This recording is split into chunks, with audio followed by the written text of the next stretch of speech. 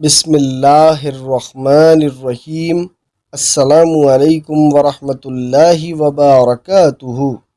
رسول اللہ صلی اللہ علیہ وآلہ وسلم کے پاس کھجوریں کٹتے ہی آنے لگتیں۔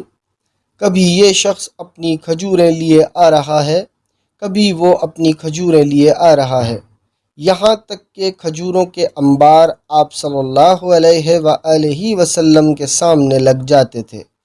ایک دن حسن رضی اللہ عنہ اور حسین رضی اللہ عنہ ان کھجوروں کے ساتھ کھیلنے لگے۔